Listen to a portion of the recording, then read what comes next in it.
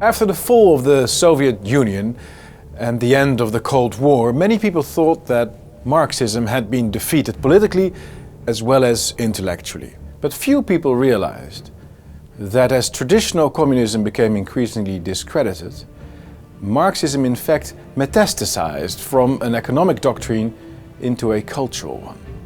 Indeed, this transformation of Marxism had already happened several decades before the fall of the Berlin Wall.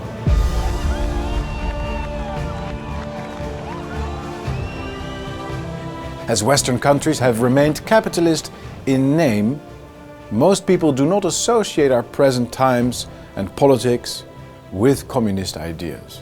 However, Marxist thought is alive and kicking throughout Europe and the US, dominating our political and cultural life, and even the minds of most people, though few may actually realize that. The original Marxist idea is that after feudalism was overthrown by the French Revolution and Western societies entered the era of industrialization and capitalist competition, general impoverishment would follow suit, inspiring workers of all nations to come together and bring about a world revolution characterized by complete material, personal and spiritual equality. Karl Marx's philosophy thus centered around the promise of a new and higher stage in history, a world in which the differences between the rich and the poor would vanish, in which cultures, nations and religions would no longer divide the grand family of mankind, a world of truly universal human beings, living in peace, harmony and equality. Lenin famously believed that this stage of history could only be reached through political revolution, inspiring Bolsheviks and many others to overthrow capitalist regimes and implement communist dictatorships. From 1917 onwards, communist revolutions or attempts at such revolutions were legion. They occurred in Italy, Spain, Finland, Iran, even in the Netherlands. And of course, Leninism took root above all in Russia. This revolutionary spirit was contradicted, most notably, by an Italian thinker of the early 1920s, Antonio Gramsci.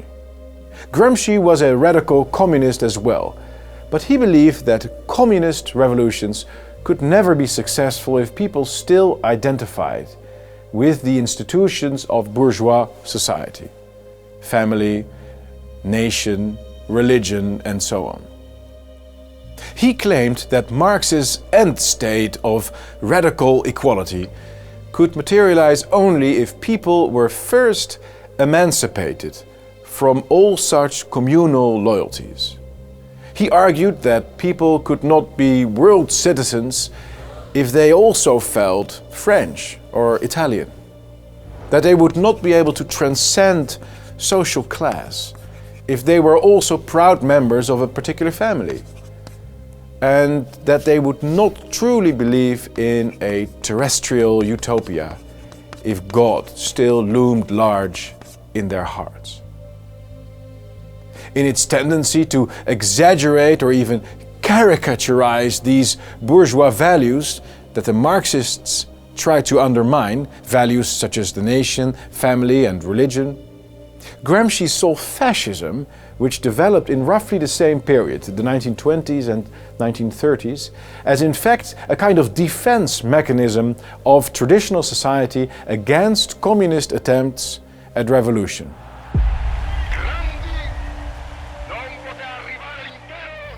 This defense mechanism had to be dismantled first, he argued, before it would make sense to push for a communist order. Now, how could that be done? As fascism had shown, according to Gramsci, the attempt to impose radical equality through political revolution would only trigger a strengthening of nationhood, family and religious instinct as a form of defense mechanism. and as seems to have been vindicated by the re-emergence of national pride and religious life in former communist countries like Hungary, Poland and Russia, Gramsci was right in seeing it as such, and such attempts at political revolution could indeed be counterproductive to the communist cause. The true communists then, according to Gramsci, had to find a way to neutralize these defense mechanisms first. Only a long, surreptitious march through the cultural institutions of society and the subsequent weaponization of these institutions against bourgeois values could achieve this goal. It was only then, after decades of cultural deconstruction, that political revolution would finally start to make sense, according to Gramsci, and the Marxist end stage would eventually come within reach. Precisely these Gramscian ideas formed the basis of the immensely influential Institut für Sozialforschung, founded in Frankfurt in 1928, but relocated to the United States in the 1930s. Its members developed a form of cultural criticism, named critical theory, that was designed to undermine bourgeois values. The trick was to identify in every sphere of life the inherent power relations that exist within them and inevitably constitute some form of oppression, however small or trivial.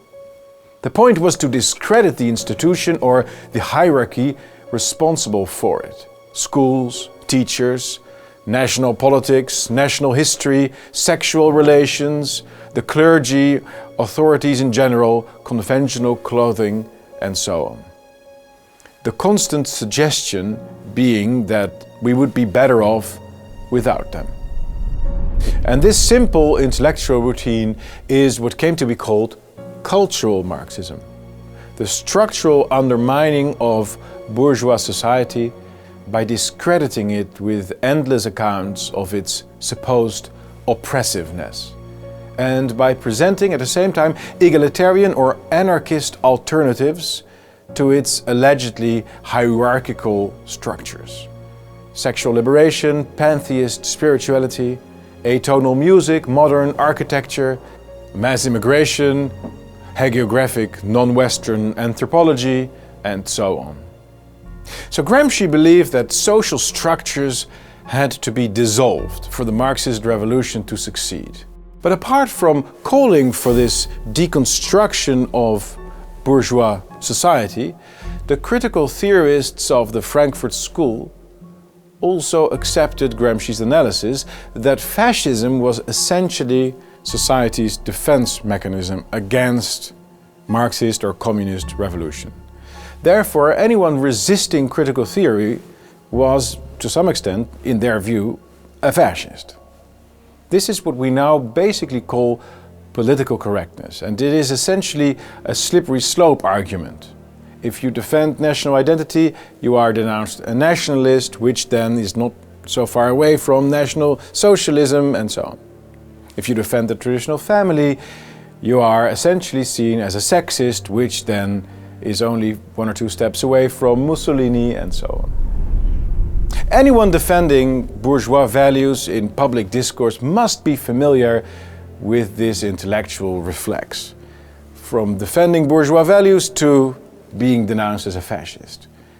And it has been described with some irony as Godwin's law, of course, the watertight prediction that within 3 steps conservative positions are always being linked to fascism. But the thinkers of the Frankfurt School actually believed this to be true.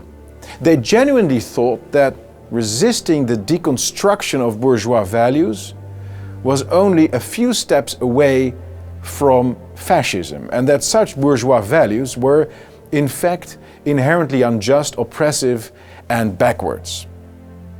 Hewing then with this double-edged sword, critical theory on the one hand and political correctness on the other, the teachings of the Frankfurt School became increasingly influential.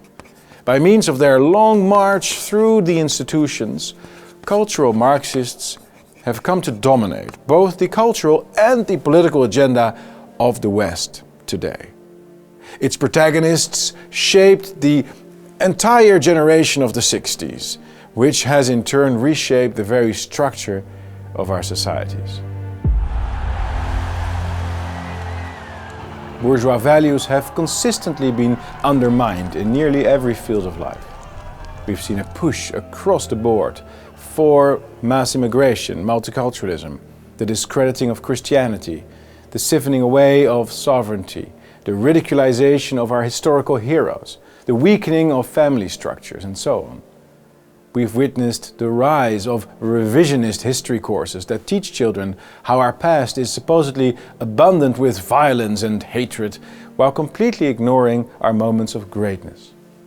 We've seen the movement for so-called sexual liberation that reduces sex to a contractual handshake or a commodity, rather than the starting point of a sacred bond. The attempt to push emancipation and feminism to a point where families become dysfunctional and succumb under the pressure of complete interchangeability, double careers, and struggle for supremacy. The deliberate disfiguration of our cities and villages by modern architecture, together with the daunting image of modern art and music and the ridicule for churches and piety, it all provides us with a thorough sense of alienation. And all of these points might seem isolated areas of policy, but in fact they're not. They're all part of a single ideological agenda. And as different as they may seem, they also have the same effect. They undermine bourgeois life, instincts, belief, traditions, and identities, and thus, in the mind of the Marxist, they all help to prepare our hearts and minds for utopia. Marxism then has not suffered from the fall of the Berlin Wall or the collapse of communist regimes. It's more omnipresent than ever before. It's furthered by our intellectuals, by mainstream politicians, by the European Union, by our cultural icons. It's financed by super-rich philanthropists. It's taught in schools and in Hollywood movies. Its mindset is propagated through popular culture and Netflix productions, through mass immigration and global governance schemes. Marxism, in short, is everywhere. We are living in the Marxist age, and we must fight it, because the ideal of a post-bourgeois society is deeply unattractive. In 1973, the great Russian author Alexander Solzhenitsyn published his immensely influential book, The Gulag Archipelago, exposing the realities of political Marxism. It took brave authors like him to speak out and make people realize that communist countries were not utopia, but living hell. In my view, the French author Michel Houellebecq is doing the same thing with cultural Marxism today. He shows in each of his books what life without bourgeois culture looks like, and indeed what European civilization is heading for if things will continue along their current path. Alienated, atomized, and lonely, we will dwell in isolation. Immigration will destroy national cohesion. Unlimited global markets will destroy local production. Sexual consumerism will destroy families.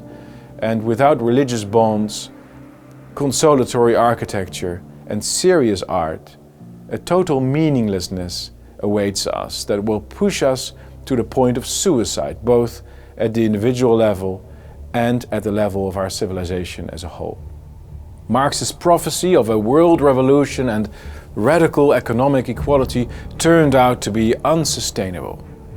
Likewise, the idea of a new society without patriarchal structures, a world without nations and families and churches, is both impossible and highly undesirable.